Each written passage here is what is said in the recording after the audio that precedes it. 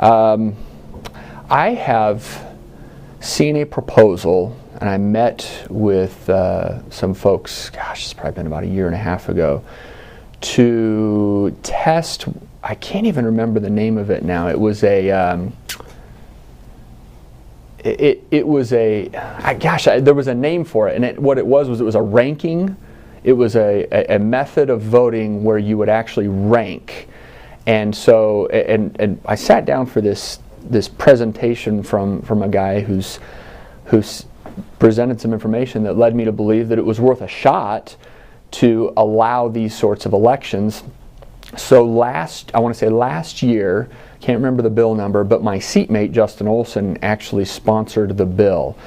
And what it did was it would allow for, so it's almost like a pilot program, certain types of local elections. I'm not sure we went so far as municipal, but it allowed for this testing of I wish I could remember the name of what it was called, but it was a method where instead of vote, it was an all or nothing. You vote for one person. It was a ranking.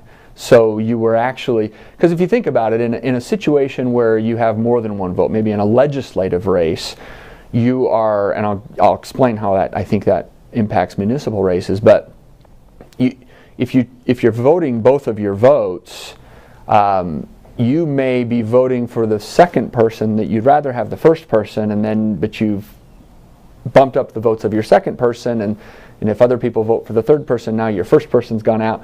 So you can see where that affects, and I think that happens in at-large, not so much district, but a little bit, but in at-large municipal races especially, where you may have multiple people on a ballot, and instead of I want these 4 people, you may be voting for your 4th best person and bumping their votes where your first person actually doesn't make it on.